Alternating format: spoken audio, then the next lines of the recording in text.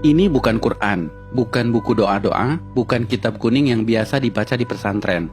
Percaya atau tidak, buku ini dibaca oleh Galileo Galilei, Johannes Kepler, René Descartes, sampai Leonardo da Vinci.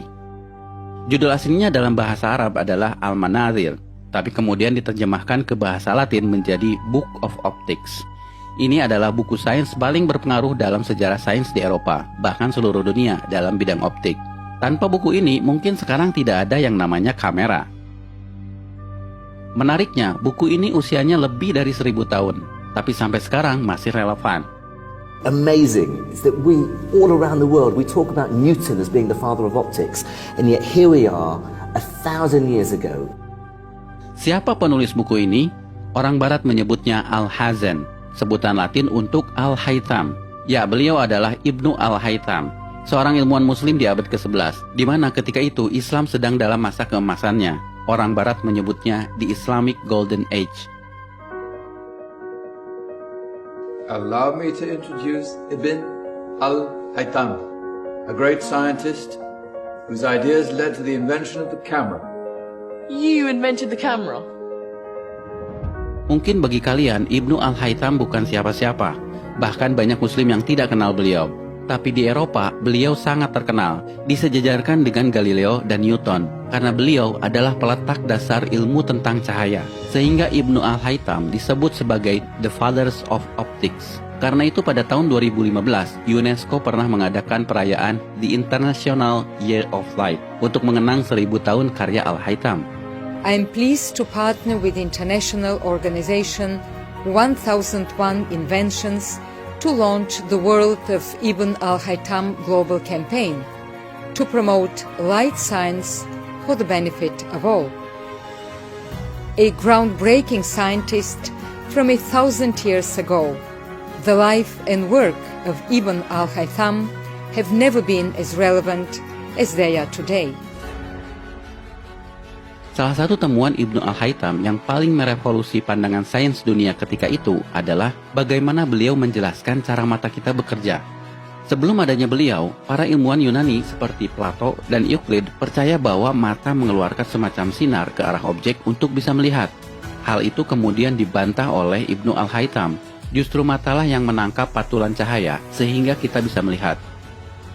Bahkan beliaulah yang memetakan bagian-bagian mata yang berfungsi mengatur masuknya cahaya, seperti iris, pupil, kornea, dan retina.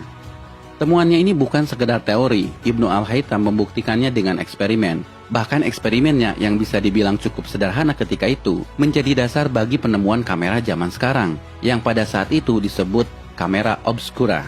By the way, tahukah kalian, kata kamera berasal dari bahasa Latin yang artinya ruangan. Sedangkan obscura artinya gelap. Jadi kamera obscura artinya ruangan gelap. Dinamakan seperti itu karena Ibnu Al-Haytham melakukan eksperimennya di ruangan gelap saat beliau di penjara. Beliau di penjara karena penguasa Mesir pernah memanggilnya untuk mengatasi banjir Sungai Nil. Namun usahanya dianggap gagal dan sang raja marah, lalu memenjarakannya.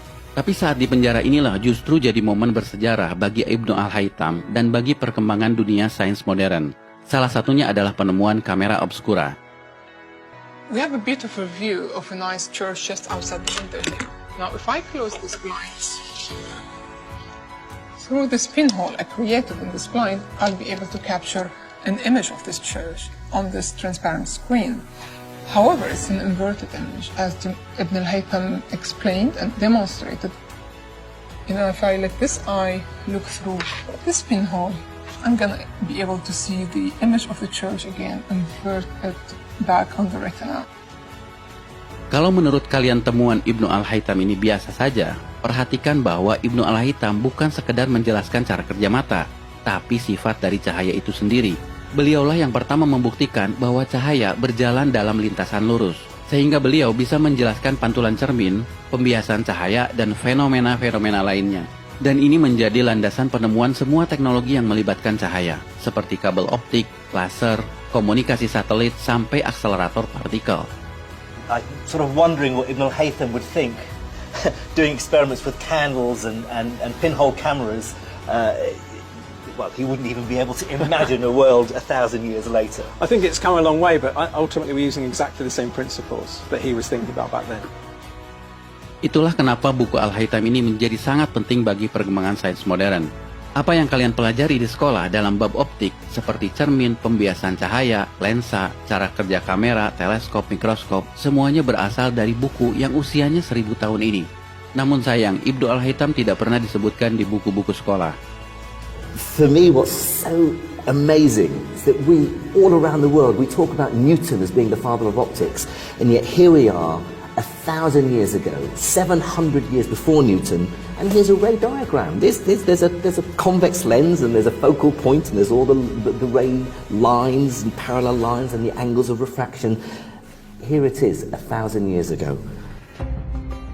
Dan kalian perlu tahu, buku yang beliau tulis tentang sains bukan hanya ini, tapi Ibnu Al-Haytham menulis lebih dari 200 buku. Dan bukan hanya tentang optik, tapi juga matematika, astronomi, dan engineering. Sayang, sebagian besar bukunya hilang. Ini adalah daftar buku-buku beliau yang terselamatkan. Sekali lagi, nama Ibnu Al-Haytham mungkin bagi kalian tidak populer, tidak sepopuler Newton atau Einstein. Tapi asal kalian tahu, nama Ibnu Al-Haytham atau Al-Hazan begitu pentingnya sampai nama beliau dijadikan nama salah satu kawah di bulan. Dan beliau juga diabadikan dalam mata uang Irak, 10.000 dinar.